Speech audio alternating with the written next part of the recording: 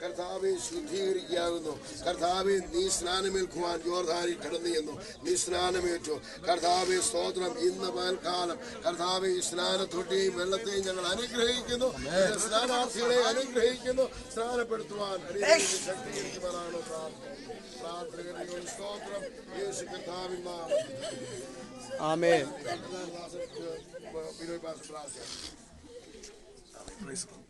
Hallelujah, ഹല്ലേലൂയ. പരിശുദ്ധനായ ഞങ്ങളുടെ ദൈവമേ, സ്വർഗ്ഗസ്ഥ പിതാവേ, ഈ നല്ല സമയത്തിനായി നന്ദിയോടെ വാഴ്ത്തുന്നു. കർത്താവേ, 2000-ൽ പല വർഷങ്ങൾക്ക് മുമ്പ് ഞങ്ങളുടെ പാപങ്ങളുടെ പരിഹാരത്തിന് വേണ്ടി കാൽവരി ക്രൂശിൽ മരിച്ചു അടക്കപ്പെട്ട് ഉയർത്തെഴുന്നേറ്റ് കർത്താവേ സ്വർഗ്ഗാരോഹണം ചെയ്ത കർത്താവേ, ഹല്ലേലൂയ. നിങ്ങൾ ലോകമൊക്കെ പോയി സുവിശേഷം സകല ജാതികളെയും പിതാവിന്റെയും പുത്രന്റെയും പരിശുദ്ധാത്മാവിന്റെയും നാമത്തിൽ സ്നാനപ്പെടുത്തി ശിഷ്യരാക്കിക്കൊള്ളുകയെന്ന് എന്റെ കൽപ്പന ഞങ്ങൾക്ക് ദൈവത്തിന് സാരം തോന്നിയല്ലോ.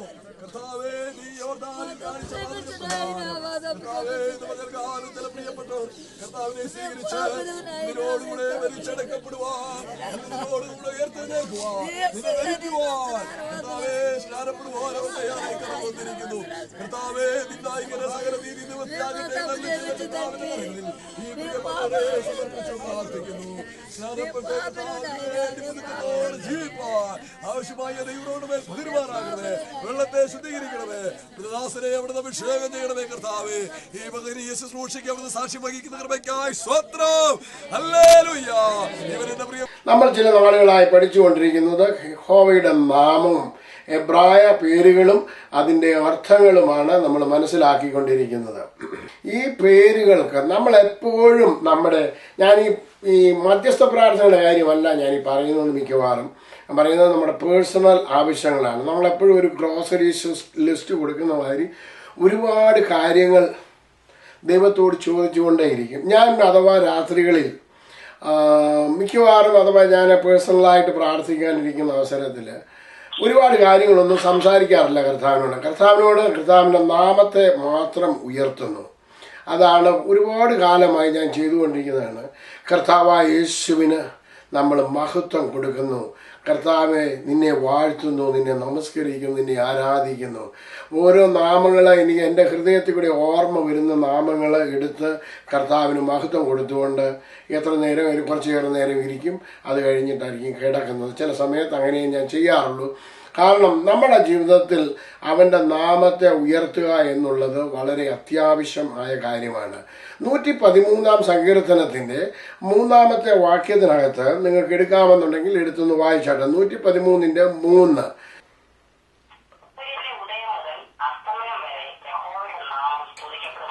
പ്രൈസലോട്. സൂര്യന്റെ ഉദയം മുതൽ, അതെപ്പോഴാണ്? നമ്മൾ ഉണർന്നു വരുമ്പം മുതൽ നമ്മൾ കിടക്കുന്നത് വരെ ആരുടെ നാമം സ്തുതിക്കപ്പെടണം? കർത്താവിൻ്റെ നാമം.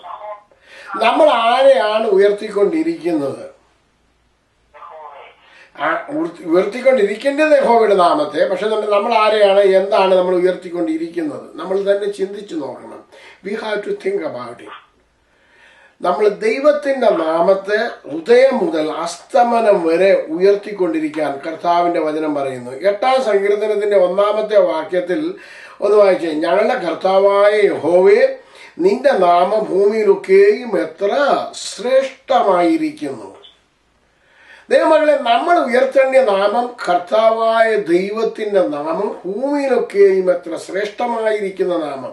രോഗം, ദുഃഖം, സങ്കടം, പ്രയാസം, ഇതൊക്കെയാണ് പലപ്പോഴും മനുഷ്യർ ഉയർത്തിക്കൊണ്ടിരിക്കുന്നത്. ഇത് ഈ ഭൂമിയിലുണ്ട്. യേശുവിൻ്റെ അടുക്കൽ ഒരു ഭവനത്തിൽ ഭക്ഷണത്തിനിരിക്കുമ്പോൾ മറിയ വന്ന് സ്വച്ഛജടാംസ് തൈലം കൊണ്ടുവന്ന് അവൻ്റെ കാലിൽ പൂശിയപ്പോൾ ഇസ്കറിയോത്ത യൂദ എഴുന്നേറ്റ് ഒരു ചോദ്യം ചോദിക്കുന്നു അവളോട്. ഇത് വിറ്റ് ദരിദ്രർക്ക് കൊടുക്കാമായിരുന്നില്ലേ? ഇത് 300 വെള്ളിക്കാശിന് വിൽക്കാമായിരുന്നില്ലേ എന്ന് അവളോട് ചോദിക്കുന്നുണ്ട്.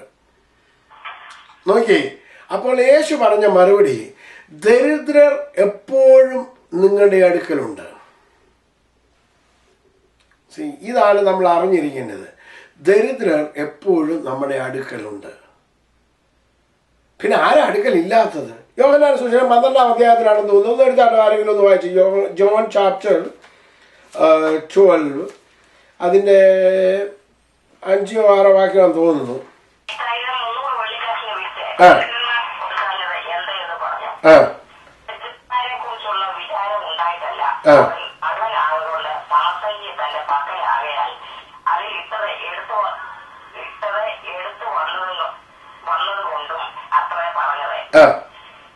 യേശുവോ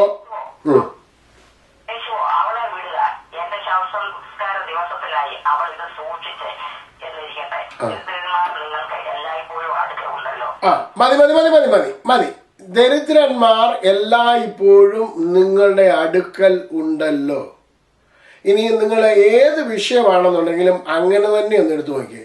പ്രശ്നം, പ്രതികൂലം എപ്പോഴും നിങ്ങളുടെ അടുക്കൽ ഉണ്ടല്ലോ. ദാരിദ്ര്യം എപ്പോഴും നിങ്ങളുടെ അടുക്കൽ ഉണ്ടല്ലോ.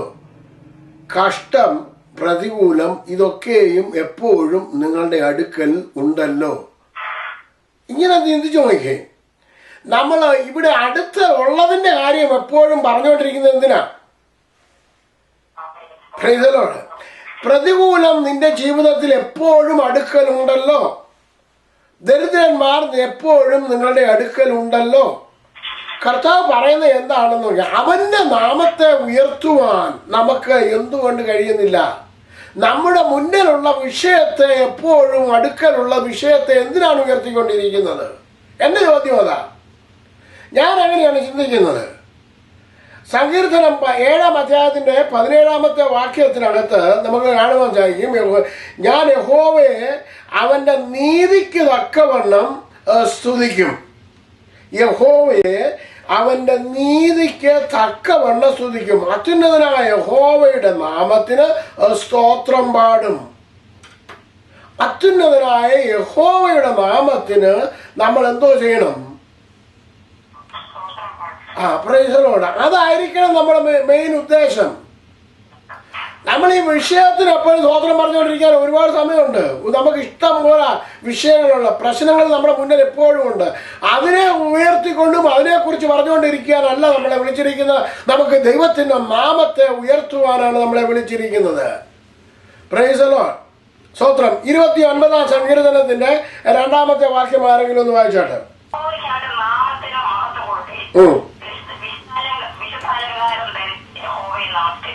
യഹോവയുടെ നാമത്തിന് തക്ക മഹത്വം കൊടുപ്പീൻ. നമ്മൾ അങ്ങനെ കൊടുക്കുന്നുണ്ടോ? ഇതാണ് നമ്മുടെ വിഷയം. നമ്മൾ അവന്റെ നാമം അറിയുകയും അതിന്റെ അർത്ഥം മനസ്സിലാക്കുകയും ചെയ്യുമ്പോഴാണ് നമുക്ക് വിടുതൽ ഉണ്ടാകുന്നത്. യഹോവയുടെ നാമത്തിന് തക്ക മഹത്വം കൊടുക്കുന്നുണ്ടോ?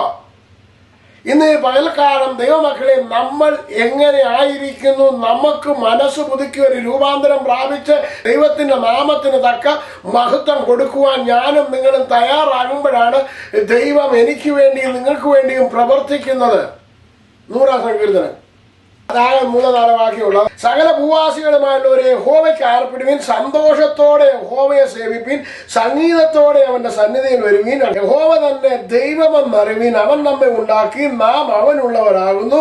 അവന്റെ ജനവും അവൻ മേയിക്കുന്ന ആടുകളും തന്നെ. അവന്റെ വാതിലുകളിൽ സ്തോത്രത്തോടും അവന്റെ പ്രാകാരങ്ങളിൽ സ്തുതികളോടും കൂടെ വരുവീൻ. അവന് സ്തോത്രം ചെയ്ത് അവന്റെ നാമത്തെ വാഴ്ത്തുവീൻ. അവന് സ്തോത്രം ചെയ്ത് അവന്റെ നാമത്തെ വാഴ്ത്തുവീൻ. ഇതാണ് നമ്മൾ ചെയ്യേണ്ടതായ മേജറായ വിഷയം. അതുകൊണ്ടാണ് ഈ നാമത്തെ കുറിച്ച് പഠിക്കുന്നത്. നമുക്ക് ഒരുപാട് കാര്യങ്ങൾ പഠിക്കാൻ പറ്റും. കർത്താവിന്റെ വരവിനെ കുറിച്ച് പഠിക്കാൻ പറ്റും, കർത്താവിന്റെ ഓരോ കാര്യങ്ങളെ കുറിച്ചും ന്യായവിധിയെ കുറിച്ച് പഠിക്കാൻ പറ്റും, ഇങ്ങനെ പല കാര്യങ്ങളും പഠിക്കാൻ പറ്റും. പക്ഷെ ഒരുപാട് പഠിക്കുന്നതിനുപരിയായിട്ട് നമുക്ക് ചെയ്യേണ്ടി വന്നുണ്ട്. അവന്റെ നാമത്തിന് തക്ക മഹത്വം അവന് കൊടുക്കുക, അവന്റെ വിശുദ്ധ നാമത്തെ ഉയർത്തുക. അവന്റെ നാമത്തെ, അവന്റെ പ്രാകാരങ്ങളിൽ അവന്റെ നാമത്തെ ഉയർത്തുവാനാണ് നമ്മളെ വിളിച്ചിരിക്കുന്നത്. അത് നാം ചെയ്യുന്നുണ്ടോ? ദൈവമക്കളെ, നമ്മുടെ വിഷയങ്ങൾക്ക് പരിഹാരമുണ്ടാകണമെന്ന് നമ്മൾ ആഗ്രഹിക്കുമ്പോൾ നാം ചെയ്യേണ്ട കടമ അവന്റെ നാമത്തെ ഉയർത്തുക എന്നുള്ളതാണ്. അത് നാം ചെയ്യുന്നുണ്ടോ? ഇവിടെയാണ് ചോദ്യം ആയി കിടക്കുന്നത്. ഞാൻ കഴിഞ്ഞ നാളുകളായി ഇനി അതിനെക്കുറിച്ച് കൂടുതലായിട്ട് വിവരിക്കാനായിട്ട് ആഗ്രഹിക്കുന്നില്ല. എങ്കിലും അല്പമായിട്ട് അത് പറഞ്ഞെന്നുള്ളതേ ഉള്ളൂ. കഴിഞ്ഞ നാളുകളാണ് നമ്മൾ പഠിച്ചുകൊണ്ടിരുന്നത് യഹോവ എലോഹീം, യഹോവ സൃഷ്ടാവാം ദൈവം, എലിയോൻ അത്യുന്നതനായ ദൈവം, അത്യുന്നതന്റെ മറവിൽ വസിക്കുകയും സർവശക്തന്റെ നിഴലിൻ കീഴിൽ പാർക്കുകയും ചെയ്യുന്നവനെ യഹോവയെ കുറിച്ച് ഓരോ കാര്യങ്ങൾ പറഞ്ഞിരിക്കുന്നു. അതെന്തൊക്കെയാണ്? നിന്റെ വശത്ത് 1000 പേര് വീഴും, വശത്ത് 10,000 പേര് വീഴും, നീ സിംഹത്തിന്മേലും അണലിന്മേലും ചവിട്ടും, ഒരു ബാധയും നിന്റെ കൂടാരത്തിന് അടുക്കുകയില്ല. ഞാൻ അവൻ എൻ്റെ നാമത്തെ അറിയുക, ഞാൻ അവനെ ഉയർത്തും. ഇന്നിങ്ങനെയുള്ള ഓരോ കാര്യങ്ങൾ നമ്മൾ വായിക്കുമ്പോൾ ഒന്ന് ചിന്തിച്ചു കൊള്ളണം. നമ്മൾ എവിടെയാണ് വസിക്കുന്നത്? ആരാണ് നമ്മളിൽ വസിക്കുന്നത്? അവന്റെ നാമത്തിന് പ്രാധാന്യത എന്താണ്? യേശുവിന്റെ നാമത്തെങ്കിൽ ഭൂലോകരുടെയും അധോലോകരുടെയും സ്വർലോകരുടെയും മുഴങ്കാലൊക്കെയും അടങ്ങുന്ന നാമമാണെങ്കിൽ നമുക്ക് വിരോധമായി നിൽക്കുന്ന എല്ലാ പ്രതികൂലത്തെയും യേശുവിന്റെ നാമത്തിൽ കീഴെയാണെന്ന് നമ്മൾ ധരിക്കുകയും അതിനോട് പറയണം, യേശുവിന്റെ നാമത്തിൽ മുഴങ്കാൽ മടക്കി നമ്മളെ വിട്ടുപോകുവാൻ. അവിടെയാണ് ദൈവമക്കളെ നമുക്ക് വിടുതലുണ്ടാകുന്നത്. അവന്റെ നാമത്തെ നാം കീർത്തിക്കണം, അവന്റെ നാമത്തെ നാം ഉയർത്തണം. എന്തിനു വേണ്ടിയാണ് ഉയർത്തേണ്ടത്? നമ്മുടെ ജീവിതത്തിൽ ഉന്നതി പ്രാപിക്കുന്നതിന് വേണ്ടി, ഉയർച്ച പ്രാപിക്കുന്നതിന് വേണ്ടി, വിടുതൽ പ്രാപിക്കുന്നതിന് വേണ്ടി, ബലം പ്രാപിക്കുന്നതിന്, നമ്മുടെ കുടുംബത്തിന്റെ വിടുതലിന് വേണ്ടി, നമ്മുടെ കുഞ്ഞുങ്ങളുടെ വിടുതലിന് വേണ്ടി നാം എന്ത് ചെയ്യണം? അവന്റെ വിശുദ്ധ നാമത്തെ ഉയർത്തണം. നമ്മുടെ ജോലിയെ ഉയർത്തുവാനോ, നമ്മുടെ പദവിയെ ഉയർത്തുവാനോ, നമ്മുടെ ചർച്ചിനെ ഉയർത്തുവാനോ, നമുക്കുള്ളതിനെ ഉയർത്തുവാനോ അല്ല നമ്മളെ വിളിച്ചിരിക്കുന്നത്. അവന്റെ വിശുദ്ധ നാമത്തെ ഉയർത്തുവാനാണ് നമ്മളെ വിളിച്ചിരിക്കുന്നത്. Price the Lord. എൽറോയ് നമ്മൾ പഠിച്ചു. എൽറോയ് എന്ന് പറഞ്ഞാൽ എന്നെ കാണുന്നവൻ ഇവിടെയും എന്നെ കാണുന്നു. Price the Lord. സ്തോത്രം. ആര് ചോദിച്ചതാണ്? ഹാഗാർ ചോദിച്ചു, എന്നെ കാണുന്നവൻ ഇവിടെയും എന്നെ കണ്ടുവോ? Praise the lord. നിന്നെ കാണുന്ന ഒരു ദൈവമുണ്ട്. Praise the lord. കഴിഞ്ഞ ദിവസം ഒരു സഹോദരി നമ്മൾ ഈ പ്രേരണയിൽ കൂടെ സാക്ഷ്യം പറയുവാനിടയായി. അന്ന് സംസാരിച്ച വചനത്തിന്റെ അടിസ്ഥാനത്തിൽ അവന്ന് പ്രാർത്ഥിച്ച് അവരുടെ കുഞ്ഞിന് പരിപൂർണ സൗഖ്യം ദൈവം കൊടുത്തത് നമ്മൾ സാക്ഷ്യം കഴിഞ്ഞ ആഴ്ചയിൽ കേൾക്കുവാനിടയായി. നമ്മൾ ഓർക്കുന്നു എന്ന് ഞാൻ വിശ്വസിക്കുന്നു. അതിനുശേഷമാണ് എൽ ഷഡായ്. എൽ ഷഡായ് എന്ന് പറഞ്ഞാൽ all sufficient one. Price the Lord. സർവശക്തിയുള്ള ദൈവം നിന്റെ വിഷയത്തിന്മേൽ ഹല്ലേലൂയ നടക്കുകയില്ല എന്ന് പലപ്പോഴും പറഞ്ഞ് അബ്രഹാമിനോട് പറഞ്ഞു, അബ്രഹാമിന് സന്തതി ഉണ്ടാകുകയില്ല. Price the Lord. അബ്രഹാമിനോട് പറഞ്ഞു, സന്തതി നിനക്കുണ്ടാകുകയില്ല എന്ന്. എന്നാൽ അബ്രഹാമിന്റെ അടുക്കൽ ദൈവം വന്ന് പറയാണ്, ഞാൻ സർവശക്തിയുള്ള ദൈവമാണ്. Price the Lord. ഹല്ലേലൂയ. സ്വോത്രം. അതിനുശേഷം പഠിച്ചു യഹോവ നിശി. എന്താണ് യഹോവ നിശി എന്ന് പറഞ്ഞാൽ? യഹോവ എന്റെ കൊടി. രണ്ട് രാജ്യങ്ങൾ തമ്മിൽ യുദ്ധമുണ്ടാകുമ്പോൾ ജയം പ്രാപിച്ച രാജ്യം അവിടെ ഒരു കൊടി ഉയർത്തുന്നുവാൻ ഇടയായി തീരും. ജയത്തിന്റെ കൊടി. യഹോവ നിശി, നിന്റെ ദൈവം ജയാളിയാണ്. അതുകൊണ്ട് നീ എല്ലാത്തിന്മേലും ജയമെടുക്കുവാനാണ് യഹോവ നിശിയായി ഹല്ലേലൂയ നിന്നോട് കൂടെ ഉണ്ട്. You have to put the banner. He is a banner. അതിനെക്കുറിച്ച് പഠിക്കുവാനിടയായി തീർന്നു. അതിനുശേഷം പഠിച്ചത്, ഏഴാമതായി പഠിച്ചത് യഹോവ റാഫ, സൗഖ്യമാക്കുന്ന ദൈവം. പലപ്പോഴും കർത്താവേ എന്നെ നീ സൗഖ്യമാക്കണമേ എന്ന് പറയുമ്പോൾ ഒരു കാര്യം ഓർത്തുകൊള്ളണം, അവന്റെ പേര് തന്നെ യഹോവ റാഫ എന്നാണ്. അവൻ സൗഖ്യമാക്കുന്ന ദൈവമെന്നാണ്. ദൈവത്തിന്റെ ഹിതമാണോ എന്ന് ചോദിക്കുമ്പോൾ അവന്റെ പേരിനെ അപമാനിക്കുന്ന ചോദ്യമാണ് പ്രൈസലോട് അവിടെ ഉണ്ടാകുന്നതെന്ന് ഞാൻ വിശ്വസിക്കുന്നു. അനേകര് വിശ്വസിക്കുന്നില്ല.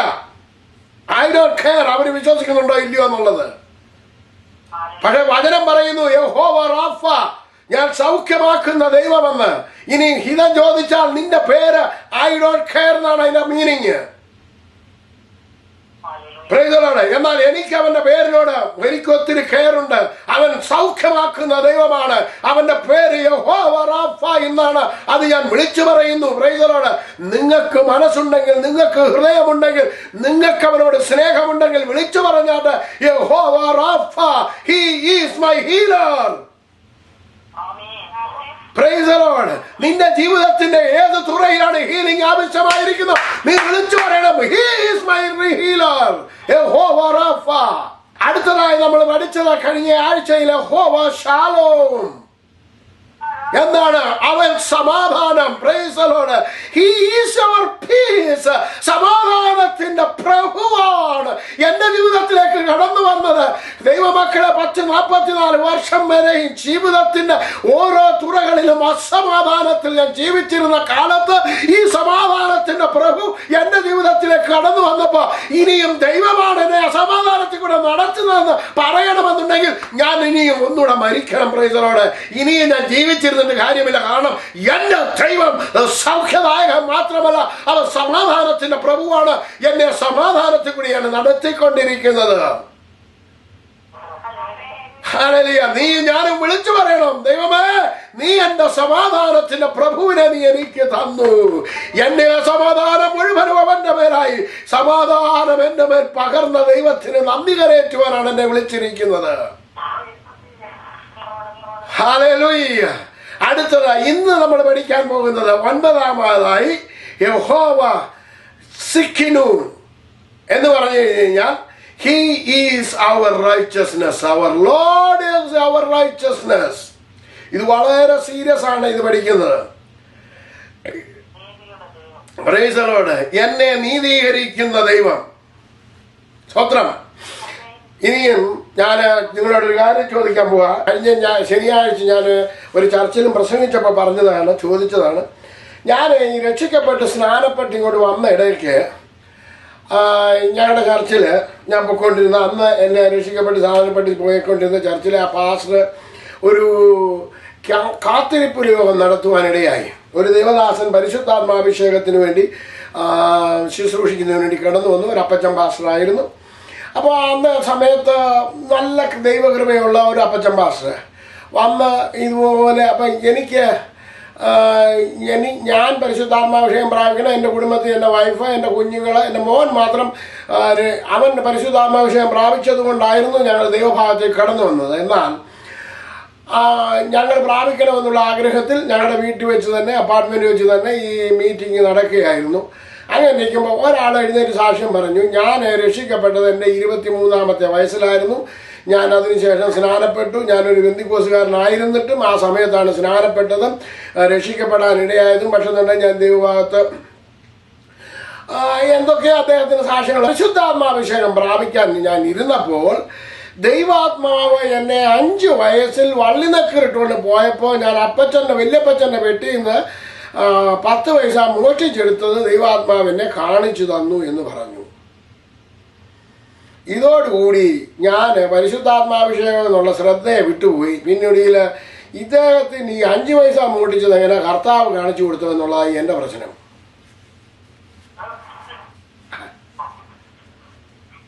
കാരണം ഇദ്ദേഹം ഞാൻ പരിശുദ്ധാത്മാഭിഷേകം പ്രാപിക്കാൻ വേണ്ടിയാണ് പറഞ്ഞത് ആശയം.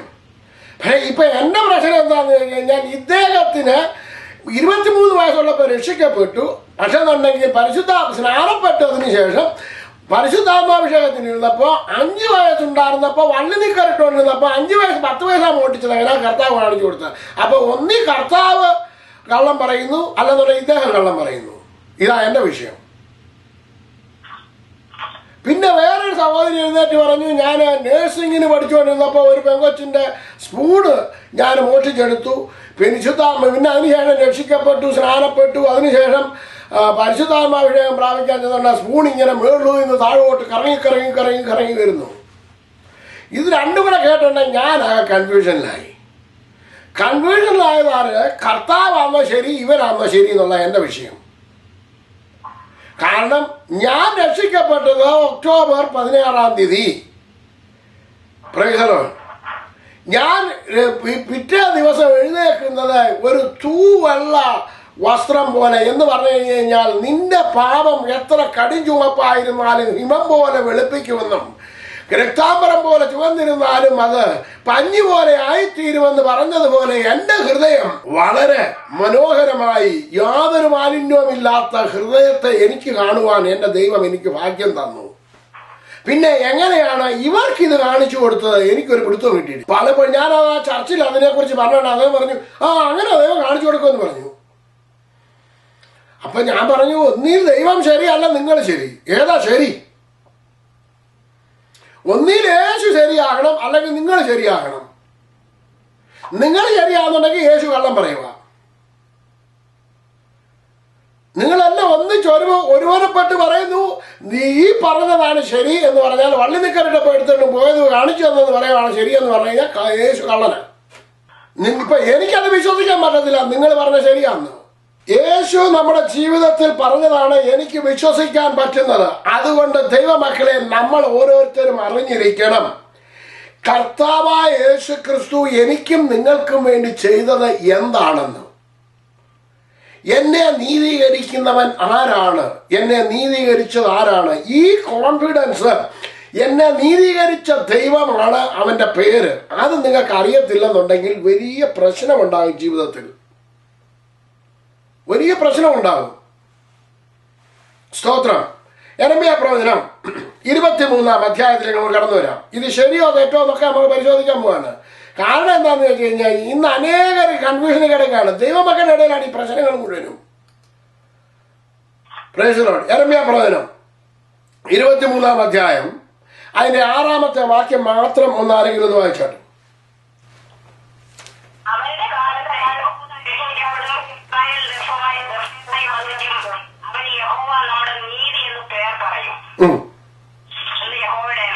Price the Lord. അപ്പൊ ആരാണ് ഇനി അതെന്താണ് ഏതാണെന്ന് നമ്മൾ അറിയാൻ പോവുകയാണ്. അതിന്റെ 3 മുതൽ വായിച്ചാട്ട് കർത്താദാസി. എക്കോ വരുന്നുണ്ട്, എക്കോ ഇല്ലാതെ വായിച്ചാട്ട്. സകല ദേശങ്ങളിൽ നിന്നും ശേഖരിച്ച് അവയുടെ പുൽപ്പറങ്ങളിലേക്ക് വീണ്ടും കൊണ്ടുവരും. അവ വർദ്ധിച്ചു പെരുകും. അവയെ മേയ്ക്കേണ്ടതിന് ഞാൻ ഇടയന്മാരെ നിയമിക്കും. അവ ഇനി പേടിക്കയില്ല, ഭ്രമിക്കുകയുമില്ല, കാണാതെ പോവുകയുമില്ല എന്ന് യഹോവയുടെ അരുളപ്പാട്. ഞാൻ ദാവീദിന് നീതിയുള്ള ഒരു മുറയായവനെ ഉത്ഭവിപ്പിക്കുന്ന കാലം വരും. അവൻ രാജാവായി ബുദ്ധിയോടെ പ്രവർത്തിച്ച് ദേശത്ത് നീതിയും ന്യായവും നടത്തും. അവന്റെ കാലത്ത് യഹൂദ രക്ഷിക്കപ്പെടും, ഇസ്രായേൽ നിർഭയമായി വസിക്കും. അവൻ യഹോവ നമ്മുടെ നീതി എന്ന് പേർ പറയും. ഈ ആൾ ആരാ നിങ്ങൾ പറഞ്ഞേ? ഈ ഇദ്ദേഹത്തിന്റെ പേരെന്തോ? യേശു. ഓക്കെ. അപ്പൊ ദാവീദിന്റെ മുളയായവൻ വരും. എന്താ ഇവിടെ പ്രശ്നം? അതിന്റെ മേളിലുണ്ട് 1 മുതൽ ആടുകളെ ചിതറിച്ചു കളയുന്ന ഇടയന്മാർ. 1 മുതൽ 1 വായിച്ച് ഇനി മനസ്സിലാകും.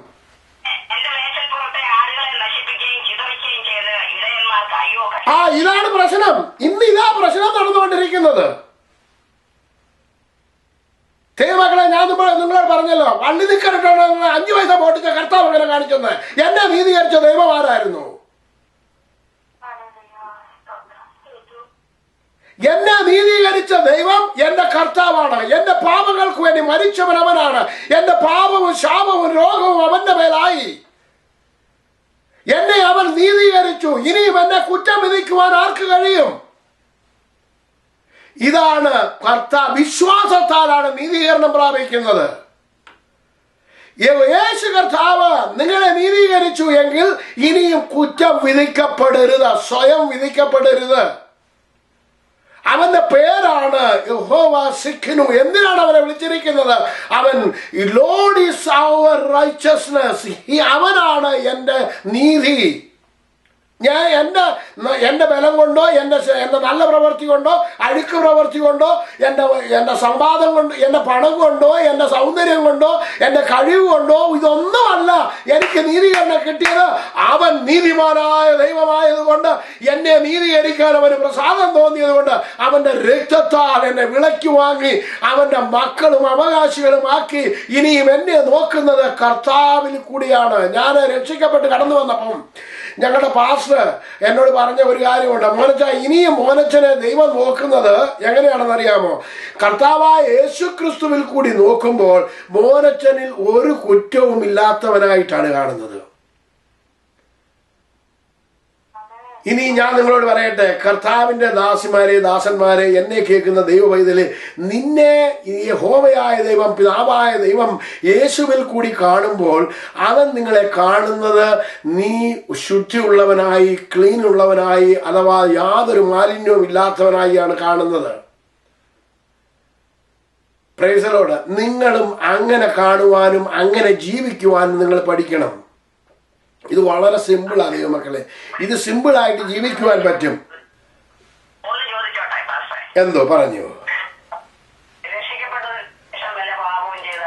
ആ പാപത്തിന്റെ കാര്യം ഇവിടെ ഇപ്പൊ സംസാരിച്ചില്ല. ആ പാപം വേറെയാണ് വിഷയം. പാപം എന്ന് പറയുന്നതിന്റെ അർത്ഥം അതറിഞ്ഞിരിക്കണം. നല്ല ചോദ്യമാണ് കർത്താവിന്റെ ദാസ ചോദ്യം. രക്ഷിക്കപ്പെട്ടതിന് ശേഷം പാപം ചെയ്യുന്നവനെ പോലെ ഫൂൾ വേറെ ആരുമില്ല.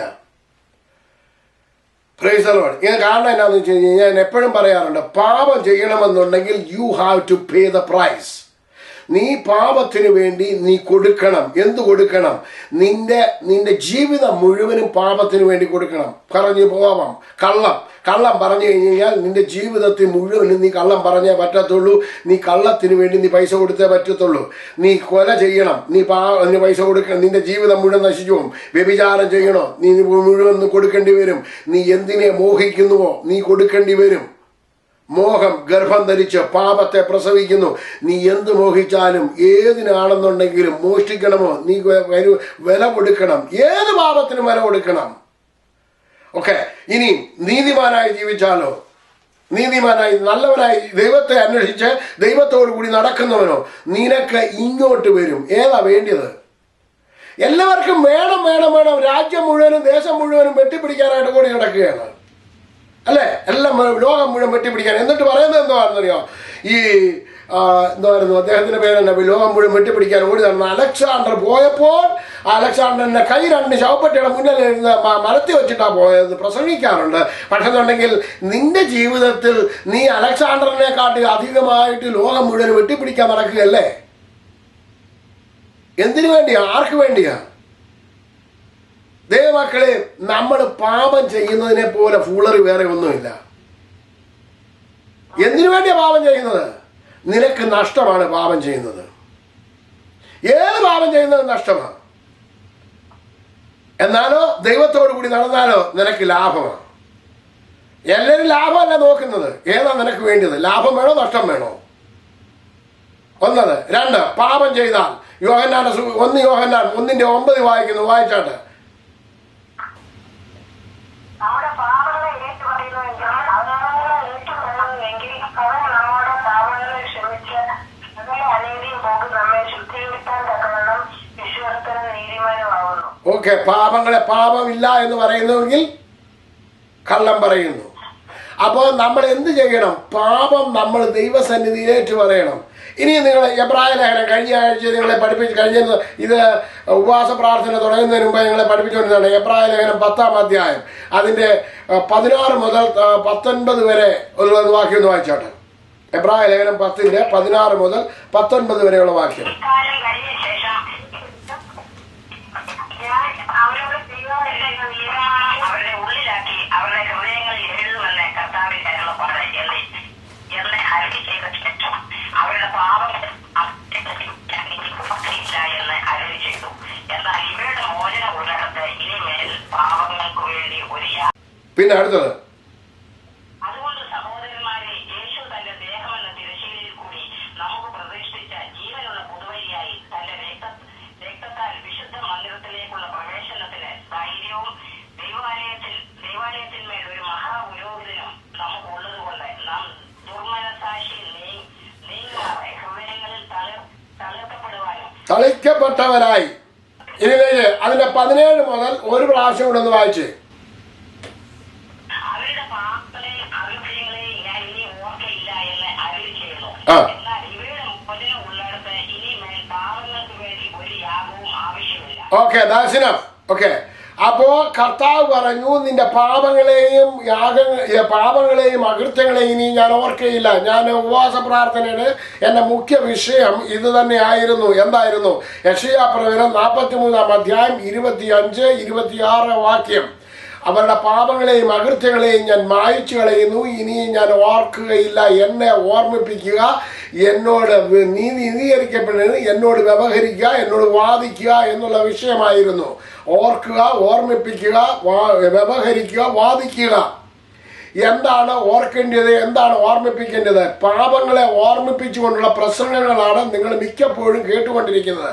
അതെന്ത് വരുത്തുന്നു എന്ന് കഴിഞ്ഞാൽ, നിങ്ങൾ പാപങ്ങൾ തപ്പി നടന്നുകൊണ്ടിരിക്കുമ്പോൾ നിങ്ങൾക്ക് എന്തുണ്ടാകുന്നു എന്ന് ചോദിച്ചാൽ എല്ലാവരും ഹല്ലേലൂയ സ്തോത്രമൊക്കെ പറയുന്നുണ്ട്. What is happening is you are not going forward, you are going backward. നിങ്ങൾക്ക് നന്മ ആഗ്രഹിക്കുന്നു എന്നുണ്ടെങ്കിൽ, നിങ്ങൾക്ക് വിടുതൽ ആഗ്രഹിക്കുന്നു എങ്കിൽ, പാപങ്ങളെ ഓർമ്മപ്പെടുത്തുന്ന പ്രസംഗങ്ങൾ നിങ്ങളെ എന്ത് ചെയ്യുന്നു? അത് ന്യായപ്രമാണമാണ് പാപങ്ങളെ ഓർമ്മപ്പെടുത്തുന്നത്. ഇത് ഞാൻ എബ്രായ ലേഖനത്തിലാകുന്ന ഒരുപാട് നിങ്ങളെ പഠിപ്പിച്ചിട്ടുള്ളതാണ്. എന്താണ് സംഭവിച്ചു കൊണ്ടിരിക്കുന്നത് വെച്ചാൽ, ഇന്ന് ദൈവമക്കളെ, നിങ്ങളുടെ പാപങ്ങളെയും അകൃത്യങ്ങളെയും ദൈവം മായിച്ചു കളഞ്ഞിരിക്കുന്നു. ദൈവം നിന്നെ നീതീകരിച്ചു. He is your righteousness.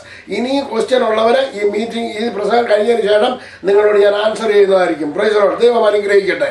ഇനി നോക്കിയേ, നമ്മളിവിടെ വായിച്ചത് യെരമ്യാ പ്രവചനം 23-ാം അധ്യായമായിരുന്നു. യെരമ്യാ പ്രവചനം 33-ാം അധ്യായത്തിന്റെ 3-ാമത്തെ വാക്യം നിങ്ങൾക്ക് എല്ലാവർക്കും അറിയാം. അതെല്ലാവരും പറയുന്നതാണ്, ടെലിഫോൺ നമ്പർ ആണെന്നും ഒക്കെ പറയുന്നതാണ്. അതൊന്ന് വായിച്ച്, എന്നെ വിളിച്ചപേക്ഷിക്കാൻ ഞാൻ നിനക്ക്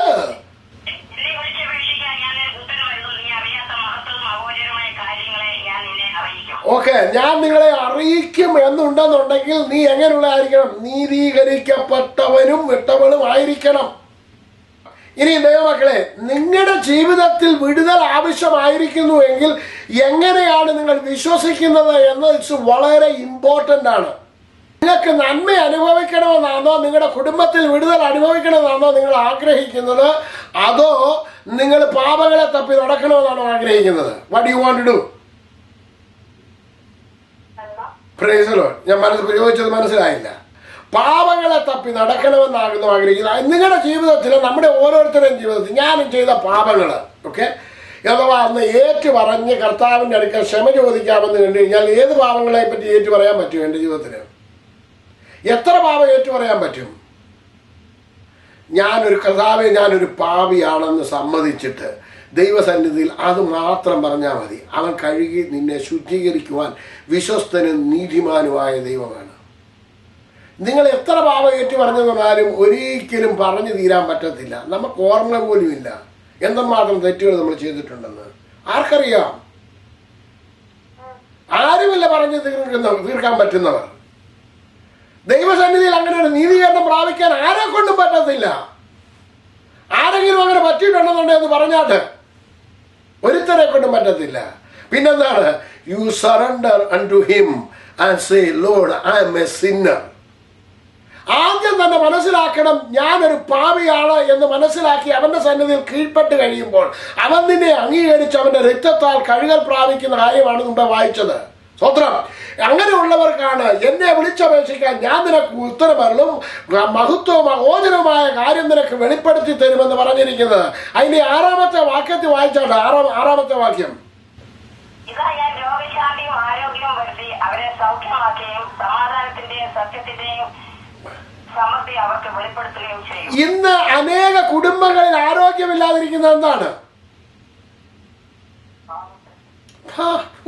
എന്റെ പൊന്നു സഹോദരി, പാപം മാത്രമല്ല ഇതിന്റെ വിഷയം, വിശ്വാസമാണ് വിഷയം.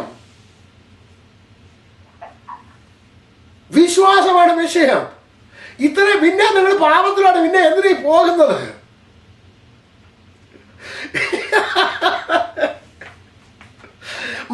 യോഹന്നാണ്, നിങ്ങളിപ്പോ ഇവിടെ ഈ ടെലിഫോൺ ലൈൻ ഇരിക്കില്ലയോ? യോഹന്നാണ് സുവിശേഷം 15-ാം അധ്യായം എടുത്താണ്. അതിന്റെ 3-ാമത്തെ വാക്യം 1 മുതൽ 3 വരെയുള്ള വാക്യം ഒന്ന് വായിച്ചു. ഞാൻ എന്റെ പിതാവ് തോട്ടക്കാരനുമാകുന്നു. എന്നിൽ കായ്ക്കാത്ത കൊമ്പൊക്കെയും അവൻ നീക്കിക്കളയുന്നു. കായ്ക്കുന്ന ഒക്കെയും അധികം ഫലം കായ്ക്കേണ്ടതിനെ ചെത്തി വെടിപ്പാക്കുന്നു. ഞാൻ നിങ്ങളോട് സംസാരിച്ച വചനം നിമിത്തം നിങ്ങൾ ഇപ്പോൾ ശുദ്ധിയുള്ളവരാകുന്നു. ഓക്കെ, മതി മതി മതി മതി. ഞാൻ നിങ്ങളോട് സംസാരിച്ച എന്ത് നിമിത്തം നിങ്ങൾ ശുദ്ധിയുള്ളവരായി തീർന്നു? വചനം നിമിത്തം. ഓക്കെ, അപ്പൊ നിങ്ങൾ ഈ കുത്തിയിരുന്ന് വചനം കേട്ടോണ്ടിരിക്കുന്നത് നിങ്ങൾ എന്തായി തീർന്നു ഓൾറെഡി? പിന്നെ പിന്നെ പാവമാണ് ഭാവിയാണെന്ന് പറഞ്ഞ് നടക്കുന്ന എന്തിനാ നിങ്ങൾ എന്തിനാ ഈ പിശാചിന് വഴി തുറന്നു കൊടുക്കുന്നത്? നിങ്ങൾക്ക് വിശ്വാസത വല്ലതും പ്രാപിക്കണമെന്ന് വല്ല ആഗ്രഹം വല്ലതും ഉണ്ടോ? ഉണ്ടോ? വിശ്വാസത്താലാണ് വല്ലതും പ്രാപിക്കുന്നത്. അബ്രഹാം എന്തുകൊണ്ട് അബ്രഹാം നീതീകരിക്കപ്പെട്ടത്? പിന്നെ ഇനി നിങ്ങൾക്ക് എങ്ങനെ കിട്ടുന്നത്? അബ്രഹാമിന്റെ നല്ല പ്രവൃത്തി കാരണമായിരുന്നു അബ്രഹാമിന് നീതീകരണം ലഭിച്ചത്? അല്ലല്ലോ. എവിടെയെങ്കിലും എഴുതിയിട്ടുണ്ടോ? ഇല്ല. നീതീകരണം കിട്ടുന്നത് വിശ്വാസത്താലാണ്. അത് എങ്ങനെയാണ്? He is our righteousness. യഹോവ സിഖ്നു, അവന്റെ പേരാണ് റൈറ്റസ്നെസ്, അവന്റെ പേരാണ് നീതീകരിക്കുന്ന ദൈവമെന്ന്. ദൈവമക്കളെ, നമ്മൾ ആ വിശ്വാസത്തിലേക്ക് കടന്നു വരണം. വിശ്വാസി എന്ന് പറഞ്ഞ് അവിശ്വാസത്തിൽ ജീവിക്കുവാനല്ല നിങ്ങളെ വിളിച്ചിരിക്കുന്നത്. നിങ്ങളുടെ വിശ്വാസത്താൽ രോഗസൗഖ്യം മാത്രമല്ല പ്രാപിക്കേണ്ടത്. രോഗസൗഖ്യം വളരെ സിമ്പിളായിട്ടുള്ള വിഷയമാണ്. കർത്താവ് ഈ ലോകത്തിൽ നമുക്ക് തന്നേക്കുന്ന വിഷയങ്ങളാണ്. Price the Lord. അത് ദൈവം തന്നത് സ്വീകരിക്കാൻ വളരെ ഈസിയാണ്. അതിനെക്കാട്ടിൽ ഉപരിയായിട്ട് വേറെ ഒരുപാട് നന്മകൾ നിങ്ങൾ അനുഭവിക്കണം. നമ്മൾ നന്മ അനുഭവിക്കാനാണ് വിളിച്ചിരിക്കുന്നത്, അനുഗ്രഹം അനുഭവിക്കാനാണ് വിളിച്ചിരിക്കുന്നത്. അനുഗ്രഹം അനുഭവിക്കുന്നവരായിട്ട് മാറണം നിങ്ങൾ. Price the Lord. മനസ്സിലാവുന്നുണ്ടോ എല്ലാവർക്കും? ഉണ്ട്. അതിന് ഇനി യെരമ്യാ പ്രവചനം 33-ാം അധ്യായത്തിലേക്ക് കടന്നു വന്നാണ്. അതിന്റെ 15-ഉം 16-ഉം വാക്യം വായിച്ച്. ആ നാളുകളിലും ആ കാലത്തും ഞാൻ ദാവീദിന് നീതിയുള്ള ഒരു മുളയായവനെ മുളപ്പിക്കും. അവൻ ദേശത്ത് നീതിയും ന്യായവും നടത്തും. അന്നാളിൽ യഹൂദ രക്ഷിക്കപ്പെടും. യെരൂശലേം നിർഭയമായി വസിക്കും. അതിന് യഹോവ നമ്മുടെ നീതി എന്ന് പേർ പറയും. ഇവൻ ആരാ? ഇവന്റെ പേരെന്തുവാ? ഓ, ഒന്നുകൂടെ ഒന്ന് വായിച്ചു നോക്കി. അവന്റെ പേര് അവിടെ എഴുതിയിട്ടുണ്ടല്ലോ.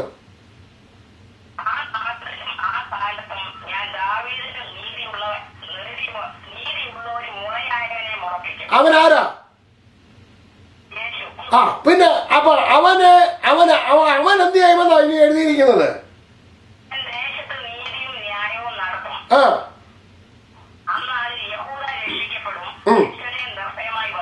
ഇനി ഞാൻ ചോദിക്കട്ടെ, നിങ്ങളുടെ വീട്ടിൽ നീതി ന്യായവും നടക്കാത്തത് എന്താ? നിങ്ങളുടെ കുടുംബത്തിൽ എന്തുകൊണ്ട് നടക്കുന്നില്ല? നിന്റെ ജീവിതത്തിൽ എന്തുകൊണ്ട് നീതി ന്യായം നടക്കുന്നില്ല? അവന്റെ പേര് നീതീകരിക്കുന്ന ദൈവമെന്നല്ലേ? നീതീകരിക്കുന്ന ദൈവം എന്ന് പറയണ്ട. അവൻ തന്റെ ഭവനത്തിൽ വന്നിട്ട് നീതീകരണം പ്രാപിക്കാൻ പറ്റാത്ത എന്താ? നീ വിശ്വസിക്കാത്തത് കാരണമാണ്. വിശ്വസിക്കാത്ത കാരണമാണ് ഈ പ്രശ്നമല്ല. ഇതിലെന്താണ് പറയേണ്ടത്? ഞാൻ ഏത് രീതിയിലാണ് പറഞ്ഞു തരേണ്ടത്? വിശ്വസിക്കുക. പറഞ്ഞാട്ട് വിശ്വസിക്കുക. ഇത് മാത്രം ചെയ്താൽ മതി. Just believe it. അവൻ നീതിയും ന്യായവും നടത്തി, ദേശത്ത് നീതിയും ന്യായവും നടത്തി തരും. നിന്റെ കുടുംബത്തിൽ നീതി നടത്തി തരും. നിന്റെ കുഞ്ഞിന്റെ ജീവിതത്തിൽ നീതി നടത്തി തരും. നിന്റെ ഭർത്താവിന്റെ ജീവിതത്തിൽ നീതി നടത്തി തരും. നിന്റെ ജോലിയിൽ നീതി നടത്തി തരും. അവിടെ ന്യായം നടത്തി തരും. എന്തുകൊണ്ട് നടക്കുന്നില്ല? Price the Lord.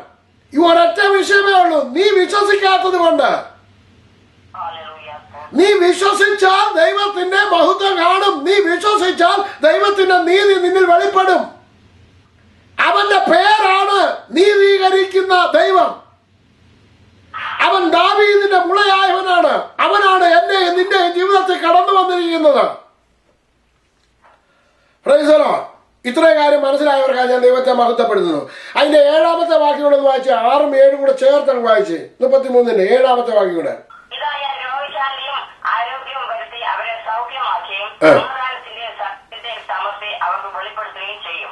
ഞാൻ യഹൂദ പ്രവാസികളെയും ഇസ്രായേലിന്റെ പ്രവാസികളെയും മടക്കി വരുത്തി പണ്ടത്തെ പോലെ അവർക്ക് അഭിവൃദ്ധി വരുത്തും. അപ്പൊ പണ്ടത്തെ പോലെ അഭിവൃദ്ധി വരണമെന്ന് നിന്റെ ജീവിതത്തിൽ, സഹോദര സഹോദരി, നിന്റെ ജീവിതത്തിൽ ആഗ്രഹമുണ്ടോ?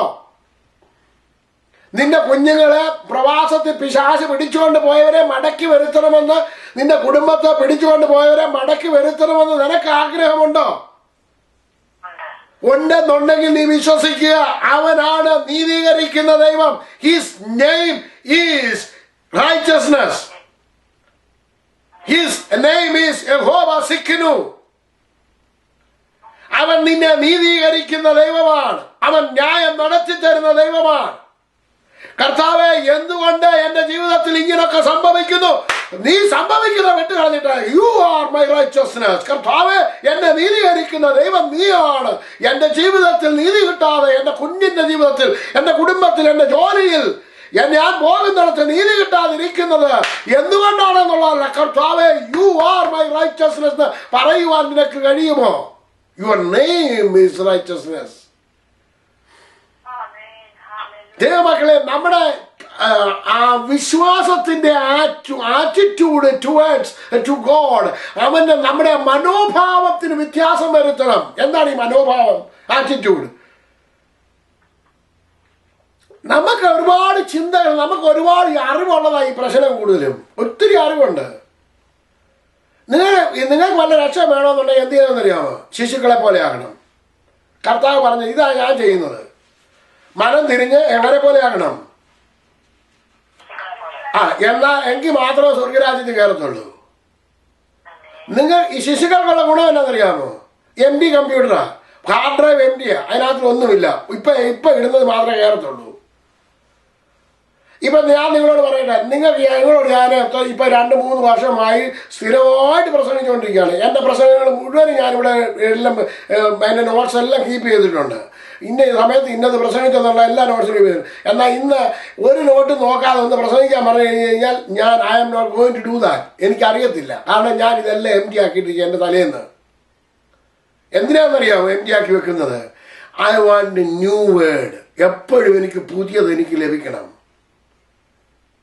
എനിക്ക് പുതിയതാണ് വേണ്ടത്. എൻ്റെ കർത്താവിൽ നിന്ന് പുതിയത് പ്രാപിക്കണം. എൻ്റെ കർത്താവിൽ നിന്ന് എനിക്ക് വേണം. ആ വേണമെന്നുണ്ടെങ്കിൽ എൻ്റെ കയ്യിൽ ഒന്നും ഇല്ലാതിരിക്കണം. ഞാൻ ദരിദ്രനായി തീരണം. Price the Lord. ദാരിദ്ര്യം അനുഭവിക്കുന്നവർക്ക് മാത്രമേ അവൻ കൊടുക്കത്തുള്ളൂ. എന്തിനു വേണ്ടിയാണ്? ആത്മാവിൽ ദരിദ്രരായവർ ഭാഗ്യവാന്മാർ, സ്വർഗരാജ്യം അവർക്കുള്ളതാണ്. നിനക്ക് ദാരിദ്ര്യമുണ്ട് എന്ന് നിനക്കറിയാമെന്ന് നിന്റെ ഇന്നത്തെ ലവോദിക്ക സഭയ്ക്കുള്ള കുഴപ്പം എന്തുവാ? ഞാൻ സമ്പന്നൻ, എനിക്കൊന്നിനും മുട്ടില്ല, എല്ലാ അറിവുണ്ട്, എനിക്കെല്ലാം ഉണ്ട്. അതല്ലേ പറഞ്ഞിരിക്കുന്നത്. ഒന്ന് നോക്കിയ ലവോദിക്ക സഭയുടെ ഗുണം എന്താണെന്ന്.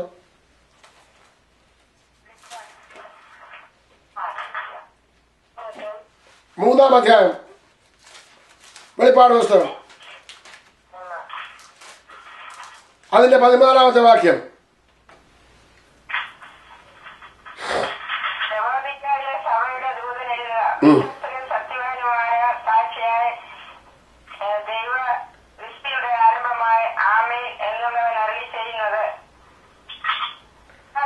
അതന്നെ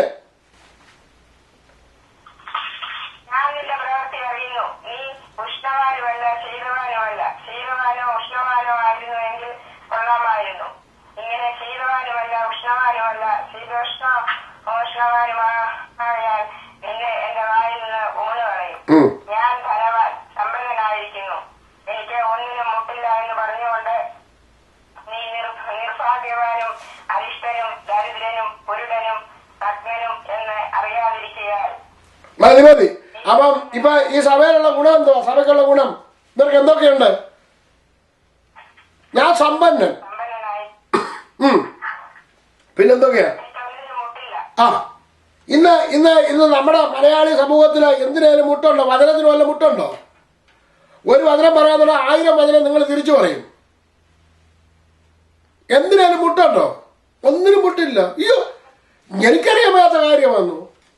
എന്നാൽ അതിനകത്തിൽ ഇന്നാളെ ഒരു ദിവസം ഞാൻ പറഞ്ഞു, ഒരു ദിവസം എൻ്റെ അടുക്കൽ 2-3 ദേവദാസന്മാർ വന്നു. ഞാൻ പറഞ്ഞു, നിങ്ങൾ ഈ കഷ്ടത്തെ പറ്റി മാത്രം പ്രസംഗിച്ചുകൊണ്ടിരിക്കുന്നത്, ഈ കഷ്ടമാണെന്നുണ്ടെങ്കിൽ കർത്താവ് പറഞ്ഞേക്കുന്ന മഴ പോലെ വരും, അത് നദികൾ പോലെ ഇങ്ങനെ പൊങ്ങി വരും, കാറ്റ് പോലെ അടിച്ചു വരും എന്നാ പറഞ്ഞിരിക്കുന്നത്. ഈ കഷ്ടം മാത്രം പറഞ്ഞു. അപ്പൊ പാസ്റ്റർ പറയുന്നത് എന്തോ കഷ്ടമില്ലെന്നാന്നോ പറഞ്ഞത്? അങ്ങനെയാണെന്ന് ഞാൻ പറഞ്ഞത്. നിങ്ങളൊന്ന് എന്ത് ചോദിക്കാന്നോ? ഉടനെ ആ മനുഷ്യൻ അതിനെ ചിത്രീകരിച്ചത്, ഞാൻ സമ്പന്നനാ, എനിക്കറിയാൻ വയ്യാത്ത കാര്യമാണോ നീ പറയുന്നെന്നാ പറഞ്ഞത്. നിങ്ങൾ നമ്മൾ ആദ്യം എനിക്കറിഞ്ഞുകൂടാ, എനിക്കിതിനെ കുറിച്ച് വിവരമില്ല, ഞാനിത് ആദ്യമായിട്ട് കേൾക്കുക. ലോകത്തിൽ നമുക്ക് പ്രശ്നമേ ഉള്ളൂ, പ്രശ്നമില്ല എന്നുണ്ടെങ്കിൽ നമ്മൾ ശവമാ. നമ്മൾ പ്രശ്നത്തിന് പുറകെ പോകാനല്ല നമ്മളെ വിളിച്ചിരിക്കുന്നത്. നമുക്ക് എന്താ വേണ്ടത് അറിയാമോ? നീതീകരണമാണ് വേണ്ടിയത്. Who will do it? He will do it. അവൻ നമ്മുടെ നീതിയാണ്. Price the Lord. അത് നിങ്ങൾ വിശ്വസിക്കാനും പ്രാർത്ഥിക്കുവാനും പഠിക്കണം. Price the Lord. ഇനി നോക്കിയാൽ 1 കൊരിന്ത്യർ 1-ാം അധ്യായം 30-ാമത്തെ വാക്യം പെട്ടെന്ന് വായിച്ചു.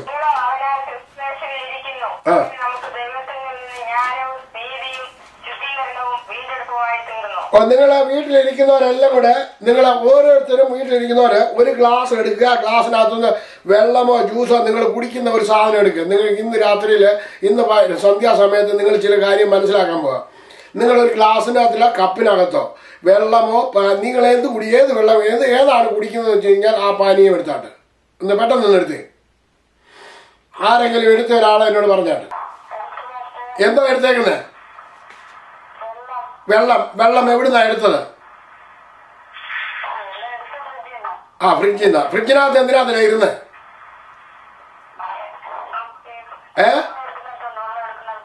വെള്ളം എടുക്കുന്ന പൈപ്പിൽ നിന്നാണ് എടുത്തത്. ഓക്കെ, ഇനി ഞാൻ ചോദിക്കട്ടെ. ഓക്കെ, നിങ്ങൾ ശ്രദ്ധിച്ചേ, ഇപ്പൊ വെള്ളം എവിടെയാ ഇരിക്കുന്നത്? ഓക്കെ, ഗ്ലാസ്സിലോ കപ്പിൽ എന്ന് പറഞ്ഞാണ്. കപ്പിൽ ഇരിക്കുന്ന വെള്ളം നിങ്ങൾക്ക് ഉപയോഗിക്കാൻ പറ്റുമോ? പറ്റത്തില്ലയോ? പറ്റും. ആ ഫ്രിഡ്ജിന്റെ പൈപ്പിനകത്തിൽ ഇരുന്നപ്പോ നിങ്ങൾക്ക് കുടിക്കാൻ പറ്റുമായിരുന്നോ? നിങ്ങളുടെ തല അതിനകത്തോട് കയറുമായിരുന്നോ? അപ്പം അവിടുന്ന് കുടിക്കാൻ പറ്റത്തില്ലല്ലോ, പറ്റുമോ? അപ്പൊ ഉപയോഗിക്കാൻ പറ്റിയത് എപ്പോ വന്നപ്പോഴാ? ഈ കപ്പിനകത്തിരിക്കുമ്പോഴാ. അപ്പൊ കപ്പിൽ അല്ലെന്നുണ്ടെ ഗ്ലാസ്സിൽ ഇരിക്കുന്ന വെള്ളത്തിനെ മാത്രമേ നിങ്ങൾക്ക് ഉപയോഗിക്കാൻ പറ്റത്തുള്ളൂ. ഒരു പ്രാവശ്യം ഞാൻ ചർച്ചിൽ ചെന്നപ്പോൾ എനിക്ക് കഴിഞ്ഞ 2 ആഴ്ച മുമ്പായിരുന്നു, ഭയങ്കര ചൂടായിരുന്നു. ഞാൻ വെളിയിൽ, അപ്പം അന്നേരം പിള്ളേരെ സൺഡേ സ്കൂൾ നടക്കുന്ന കുഞ്ഞുങ്ങളുടെ അടുക്കലോടൊന്ന് പോയി അതെല്ലാം കഴിഞ്ഞ് ഞാൻ തിരിച്ചു വന്നപ്പം എനിക്ക് തോന്നി ഭയങ്കര ദാഹം. ഞാൻ നോക്കേണ്ട ഒരു പേപ്പർ കപ്പ് പോലും അവിടെ കണ്ടില്ല, പ്ലാസ്റ്റിക് കപ്പും കണ്ടില്ല. അപ്പോൾ ഒരു പാത്രത്തിൽ ഒരു ജ്യൂസ് കൊണ്ടുവന്ന് ജഗ്ഗിനകത്ത് 2 ഗാലൻ്റെനകത്ത് 2 ഗാലനോ 3 ഗാലനോ 4 ഗാലനോ ആയിരുന്നു, വലിയ 5 ഗാലൻ്റെ വലിയ ജഗ്ഗിനകത്തിൽ ബോട്ടിനകത്ത് ജ്യൂസ് ഇരിക്കുന്നു. അപ്പം ഞാൻ അതെല്ലാം നോക്കിയിട്ട് ഒരു കപ്പ് കാണാഞ്ഞിട്ട് ആ ബോട്ടിൽ പൊട്ടിച്ചിട്ട് നേരെ വായിലോട്ട് ഒഴിച്ചു. ഈ വായിലോട്ട് ഒഴിച്ചത് നിറഞ്ഞ് എൻ്റെ ഉടുപ്പേ കൂടെ വീണ്, എൻ്റെ വെള്ള ഉടുപ്പായിരുന്നു, വെള്ള ഉടുപ്പ് മുഴുവൻ നശിച്ചു. പിന്നെ ഒടുവിൽ മേശപ്പുറത്ത് വീണു മാത്രമല്ല ആ തറയിലും വീണു. പിന്നെ തറ തുടച്ചു, മേശ തുടച്ചു, പിന്നെ എൻ്റെ ഉടുപ്പ് കഴുകി, എൻ്റെ മുഖം കഴുകി, എല്ലാം കഴുകി.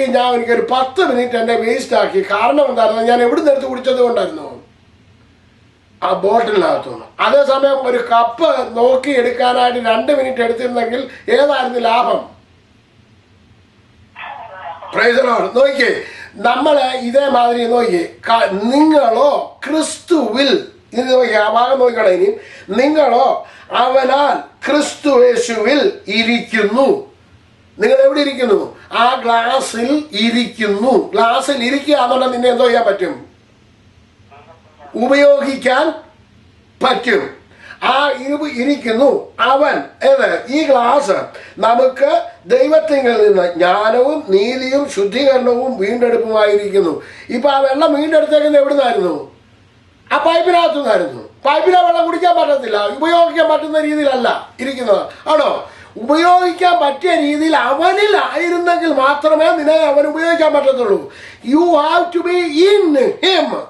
അവനിൽ ആയിരിക്കണം. പറഞ്ഞാട്ട് ഞാൻ ക്രിസ്തുവിൽ ആയിരിക്കും എന്ന് പറഞ്ഞാട്ട് എല്ലാവരും. അപ്പൊ ക്രിസ്തുവിൽ ആയിരിക്കുന്നവർക്ക് നീതീകരണമുണ്ട്, ക്രിസ്തുവിൽ ആയിരിക്കുന്നവർക്ക് ശുദ്ധീകരണമുണ്ട്. ക്രിസ്തുവിൽ ആയിരിക്കണം. അപ്പൊ നമ്മൾ ചോദിച്ചില്ല പാപത്തെ കുറിച്ച്. നീ ക്രിസ്തുവിൽ അല്ലാഞ്ഞിട്ടാണ് പാപം ചെയ്യാനായിട്ട് ഓടിപ്പോകുന്നത്. പ്രൈസറാണ്. എന്നാൽ ആ വെള്ളം വെളിയിലാണെന്നുണ്ടെങ്കിലോ നിങ്ങൾക്ക് ഉപയോഗിക്കാൻ പറ്റുമോ? ഇപ്പൊ നിങ്ങളുടെ ഗ്ലാസ്സിൽ ഇരിക്കുന്ന വെള്ളം വെളിയിൽ അത് തറ വീണാൽ എനിക്ക് ഉപയോഗിക്കാൻ പറ്റുമോ? ഇല്ല. അപ്പൊ നീ എവിടെ ആയിരിക്കണം? വെള്ളമേ, നീ എവിടെ ആയിരിക്കണം? അവനിൽ ആയിരിക്കണം, ക്രിസ്തുവിൽ ആയിരിക്കണം. അതിനാണ് നീ രക്ഷിക്കപ്പെടേണ്ടതും സ്നാനപ്പെടേണ്ടതും അവനോടുകൂടെ ആത്മാവിൽ ആരാധിക്കണമെന്ന് പറയുന്ന ക്രിസ്തുവിൽ നീ ആയിരിക്കണം. അവിടെ നിനക്ക് നീതീകരണമുണ്ട്, ശുദ്ധീകരണമുണ്ട്. അവിടെ ഇരിക്കുന്നിടത്തോളം കാലം ആ വെള്ളം ക്ലീൻ ആണ്, അല്ലേ? Price the Lord. നീ അതിനകത്തിലായിരിക്കണം. അതിനാണ് നിന്നെ വിളിച്ചിരിക്കുന്നത്. സ്തോത്രം. അടുത്ത നോക്കിയേ, റോമാലേഖനം 3-ാം അധ്യായം. അത് ഒരുപാട് കാര്യം പറയാനുണ്ട്, ഞാൻ ഓടിച്ചങ്ങ് വായിച്ചു വേണം. റോമാലേഖനം 3-ാം അധ്യായം 21 മുതലുള്ള വാക്യങ്ങൾ, 3 വാക്യങ്ങൾ പെട്ടെന്ന് വായിച്ചാണ്. റോമാലേഖനം 21 മുതൽ 24 വരെയുള്ള വാക്യം പെട്ടെന്ന് വായിച്ചു.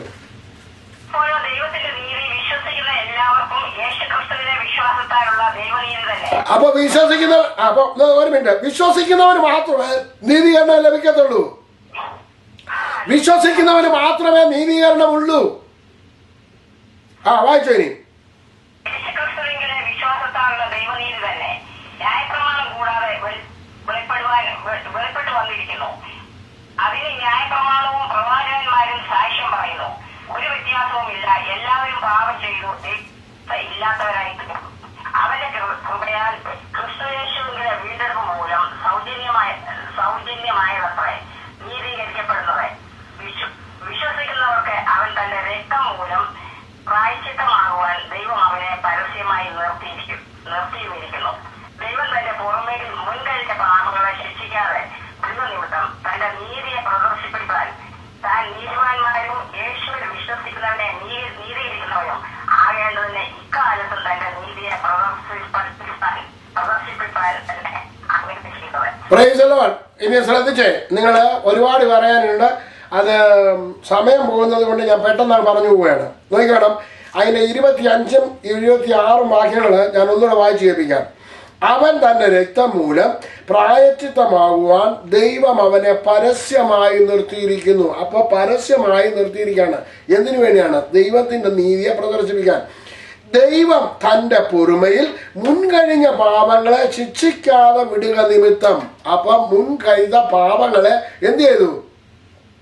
ശിക്ഷിക്കാതെ വിടുക നിമിത്തം തന്റെ നീതിയെ പ്രദർശിപ്പിക്കുവാൻ താൻ നീതിമാനും യേശുവിൽ വിശ്വസിക്കുന്നവന് നീതീകരിക്കുന്നവരും ആകേണ്ടതിന് എന്ന് പറഞ്ഞാൽ അതിന്റെ അർത്ഥം എന്താണ്? നീ കഴിഞ്ഞ പാപങ്ങളെ അവൻ ശിക്ഷിക്കാതെ വിട്ടു. അപ്പൊ എല്ലാ പാപത്തിനും ശിക്ഷയുണ്ട്. അത് വിട്ടത് എന്തുകൊണ്ടാണെന്ന് അറിയാമോ? ഞാൻ മുമ്പേ പറഞ്ഞല്ലോ, വള്ളി നിക്കറിട്ടാണ് തന്നെ 10 പൈസ പൊട്ടിച്ച എല്ലാം ശിക്ഷിക്കാതെ വിട്ടതാണ്. അത് വിട്ടു എങ്കിൽ പിന്നെ അത് ഓർമ്മിപ്പിക്കത്തില്ല. ഞാൻ ഇനി എന്റെ പാപങ്ങളെ ഓർക്കുകയില്ല എന്ന് കർത്താവ് പറഞ്ഞു എന്നുണ്ടെങ്കിൽ കർത്താവ് പറഞ്ഞതാണ് ശരി, നീ പറഞ്ഞത് തെറ്റാ. Price the Lord. അത് ശിക്ഷിക്കാതെ വിട്ടതാണ്. അവന്റെ പൊറുമയിൽ അവൻ അത് ചെയ്തതാണ്. അതാണ് അവന്റെ നീതി. എന്നിട്ട് പിന്നെ പറയുകയാണ് 26-ാമത്തെ വാക്യം, താൻ നീതിമാനും യേശുവിൽ വിശ്വസിക്കുന്നവനെ നീതീകരിക്കുന്നവരും ആകേണ്ടതിന് ഈ കാലത്ത് തന്റെ നീതിയെ പ്രദർശിപ്പിക്കുവാൻ തന്നെ അങ്ങനെ ചെയ്തത്. തന്റെ നീതിയെ പ്രദർശിപ്പിക്കുന്നതിന് വേണ്ടിയാണ് അങ്ങനെ ചെയ്തത്.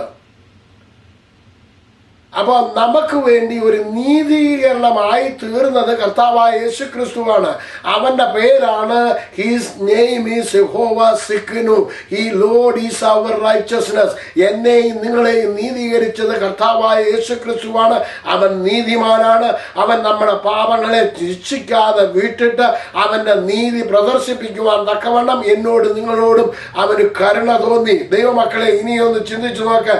സകല മനുഷ്യരും പാപം ചെയ്ത് ഒരുപോലെ ദൈവതേജസ് ഇല്ലാത്തവരായി തീർന്നിട്ടും അവൻ എന്നെയും നിന്നെയും നീതീകരിക്കുന്നതിന് വേണ്ടി ഈ താണലോകത്തിലേക്ക് വന്ന് അവൻ തന്നെ മരണത്തെ നീക്കി നമ്മളെ നീതീകരിച്ചപ്പോൾ ആ നീതീകരണത്തിൽ വിശ്വസിക്കുവാൻ ഇന്നും അനേകർക്ക് കഴിഞ്ഞിട്ടില്ല. എന്നെ കേൾക്കുന്ന ബദല് അവന്റെ നീതീകരണത്തിൽ വിശ്വസിക്കുന്നവർക്ക് മാത്രമേ നീതി ലഭിക്കത്തുള്ളൂ. അവനിൽ വിശ്വസിക്കുന്നവർക്ക് മാത്രമേ ന്യായം ലഭിക്കത്തുള്ളൂ. ദൈവമക്കളെ, പ്രാർത്ഥിച്ചതിന് മറുപടി ലഭിച്ചു എന്ന് പറഞ്ഞിട്ട് നിനക്ക് നീതീകരണം ലഭിച്ചു എന്ന് നിങ്ങൾ വിശ്വസിക്കരുത്. തെറ്റാണത്. ഞാൻ എപ്പോഴും പറയാറുള്ളത് പോലെ, പ്രാർത്ഥിച്ചിട്ട് മറുപടി കിട്ടി. ദൈവം കണ്ണുനീര് കണ്ടിട്ട് മറികടക്കാത്ത ദൈവമാണ്. Price the Lord. അത് കർത്താവായ യേശു ക്രിസ്തുവിന്റെ കാലത്ത് അവന്റെ അടുക്കൽ വന്നവരെ എല്ലാം സൗഖ്യമായി. അവന്റെ അടുക്കൽ പ്രാർത്ഥിച്ചവരെ എല്ലാം അവൻ സൗഖ്യമാക്കി. അവൻ ഭൂതങ്ങളെ പുറത്താക്കി. എല്ലാവരും അവനിൽ വിശ്വസിച്ച് നീതീകരണം പ്രാപിച്ചോ? ഇല്ല. അപ്പൊ പ്രാർത്ഥിച്ച് മറുപടി കിട്ടിയത് നിനക്ക് നീതീകരണം ലഭിച്ചു എന്നുള്ളതിന്റെ മാനദണ്ഡമല്ല. Price the Lord. നിനക്ക് നീതീകരണം കിട്ടുന്നത് അവനിൽ വിശ്വസിച്ചിട്ടാണ്. കർത്താവെ, ഞാനൊരു പാപിയാണ്, അതിനെന്നെ ഇന്ന് കഴുകി ശുദ്ധീകരിക്കണമെന്ന് അഡ്മിറ്റ് ചെയ്ത് കർത്താവിന്റെ സന്നിധിയിൽ ഏൽപ്പിച്ചു കൊടുത്ത് അവനിൽ വിശ്വസിച്ച് നീതീകരണം പ്രാപിക്കുന്ന ഏവനും അവന്റെ ദൈവ പൈതലാകുവാൻ, ദൈവ മക്കളാകുവാൻ അവൻ അവകാശം കൊടുത്തിട്ടുണ്ട്. He is our righteousness. അതുകൊണ്ടാണ് സ്തോത്രം. യിരെമ്യാപ്രവചനം 23-ാം അധ്യായം 33-ാം അധ്യായം ഞാൻ നിങ്ങളോട് വായിച്ച് കേൾപ്പിച്ചത്. അത് മാത്രമല്ല, ഇതിനകത്ത് ഒരുപാട് കാര്യങ്ങൾ പറയാറുണ്ടെന്നുണ്ടെങ്കിൽ ഞാൻ ഇവിടെ അവസാനിപ്പിക്കാനായി കർത്താവിൽ ആഗ്രഹിക്കുകയാണ്. ഇന്ന് നിങ്ങളോട് ഷെയർ ചെയ്തത് ഹി ഈസ് അവർ റൈച്ചസ്നെസ്. യേശു നമ്മുടെ നീതിയാണ്. അവൻ നമ്മളെ നീതീകരിച്ച ദൈവമാണ്. നാം ഓരോരുത്തരും അവനിൽ വസിക്കണം. ക്രിസ്തുവിൽ വസിക്കുവാൻ നിങ്ങളെ എല്ലാവരെയും ദൈവമായ കർത്താവ് സഹായിക്കട്ടെ, അനുഗ്രഹിക്കട്ടെ എന്ന് പറഞ്ഞുകൊണ്ട് എൻ്റെ വാക്കുകളെ ഇവിടെ അവസാനിപ്പിക്കുന്നു.